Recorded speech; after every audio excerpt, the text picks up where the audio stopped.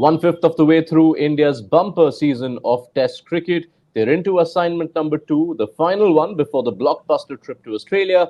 Welcome to ESPN Cricinfo Match Day, where we're building up to India's 3-match Test series against New Zealand in the company of Sanjay Manjrekar. Sanjay, thank you for your time. Welcome back. Let's talk Thanks, man. squad first. Not much of a change from the team that played Bangladesh, but one big change at the start. Jasprit Bumrah vice captain, while it can be a notional position, it isn't so much this time because of the knowledge that Rohit Sharma could miss one or two tests in Australia. And now Jasprit Bumrah is marked as the stand-in captain for Perth. Is he the right man for the job? Absolutely. And would have been a shame if they had gone for a younger player with, long-term plans of, grooming that player as a future captain. I believe Bumrah is, arguably the best player in the side, top of his game, top of his, prowess. And that is the right time for somebody to take over and be the leader. It's almost like you want to give him that honor. It was bestowed a little late on Anil Kumble, but when he finally got it, did a terrific job. And when you have a team like we have with the Indian cricket team, I think Bumrah, we can expect will continue the great form that Indian cricket has shown. Yeah, one of the standout games of Anil Kumble's short tenure as India captain was a test match at Perth, which now could be the one where Jasprit Bumrah is captain as well. Let's talk about the other part of Rohit's potential absence for the start of the Border Gavaskar Trophy, Sanjay, which is who is India's backup opener. For a one-off, would you consider shifting a Gill or a Rahul up the order?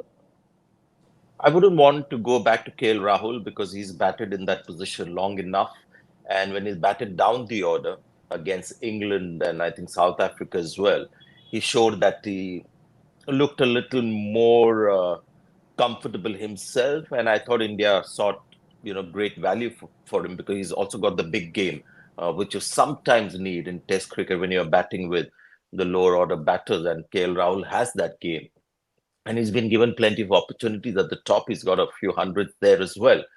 But I prefer KL Rahul down the order, and maybe just for a test, you could have somebody like a Shubman Gill come in, or we've been talking about Abhimanyu Easwaran, maybe give him that opportunity. But obviously, he's not in the squad, the New Zealand series. But maybe it won't be such a bad idea with Rohit Sharma now a question mark.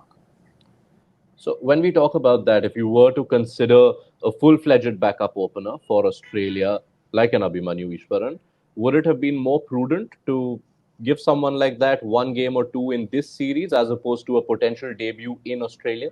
See, I think in many ways, playing in a home series against New Zealand and the kind of pitches that we expect because India have dropped a seam bowler for that first test match in the squad. So you can expect the pitches to be back to the ones that we've seen over the years, which will be turning pitches. And that really is not the right preparation for Australia. So India need to win in the home series, but going to Australia is just going to be a completely different challenge. And that is where I believe you've got to trust our domestic system, which throws out these, players who have stood out with their performances. And you would think they would be good enough to go there and rise to the occasion, the new challenge that you get in Australia. Playing in a home series would maybe give them some confidence of being part of the game. But I know as an individual myself, having played home and away, that there's really no connection. Even if you have a great series at home, you could go and struggle in Australia because it's just a completely different ball game. You have referred to Kuldeep Yadav recently as an exceptional dispensable bowler. You have also maintained that if and when India need a second spinner in Australia, it should be Kuldeep Yadav. Kuldeep's hardly played any cricket since the end of the T20 World Cup. Important for him to get some game time? For a bowler, I think it makes a little more sense because you just want to have some match practice and you land the ball around the same area that you would do in Australia, and you would expect Kuldeep Yadav to come and bowl well. But he knows Australia will be a slightly different proposition. It's about India actually looking at this series against New Zealand. And I think they should look at this series to win all three test matches and get those important points. And, who knows what happens later. So get as many as possible. And I believe you don't think of Australia in this home series because it's just so different a preparation for what to expect in Australia. If you're going to a similar kind of country with similar conditions, somewhat close to what we get in India, it made sense. So Kuldeep Yadav may not get a look in because if we expect really sort of rank turners, then India will still go with two spinners, and who knows, Akshar might come in as well. Um, yeah, so to answer your question, whether Kuldeep Yadav plays or not will depend on the kind of pitches that India have, but that shouldn't affect his performance in Australia. In fact, that has become his way of playing Test cricket, to have these massive gaps in between and come up and turn in a tremendous performance.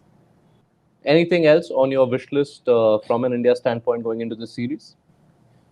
See, the thing is, whatever happens in this series will not really have a bearing on what happens in Australia.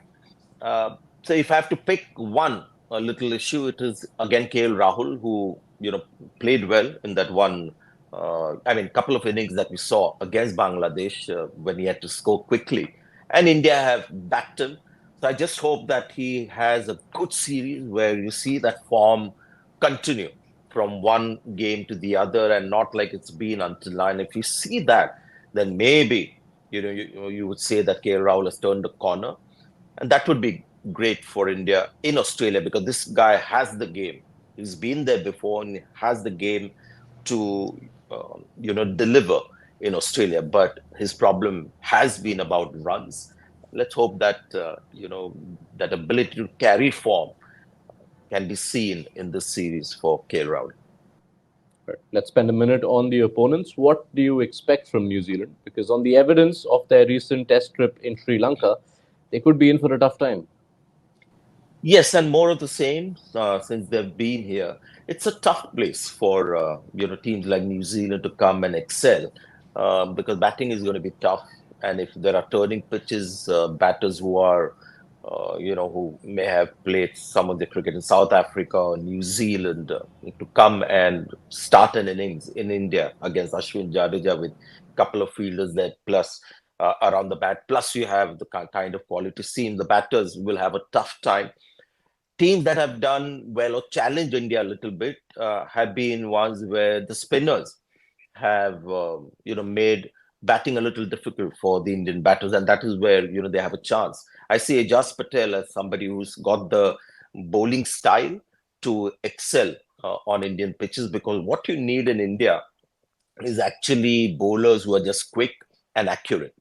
And all these spinners from foreign countries that come to India are basically spinners who have honed their skills over the years by trying to have deception in the air, and that's why they have a lot of body action, strong action, and they're slow in the air because they know there's nothing in the pitch. So all the mystery that they have to create has to be in the air through turn and angles and floating stuff, and that becomes a little too slow for Indian pitches. So anybody who can bowl quickly, 90 miles, 90 kilometers per hour, and accurate are the bowlers who will make their team, compete against India.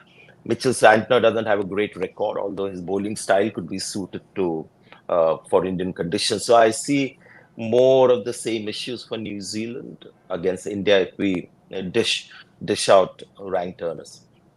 And the challenge is compounded further by the absence of Kane Williamson for at least the first test.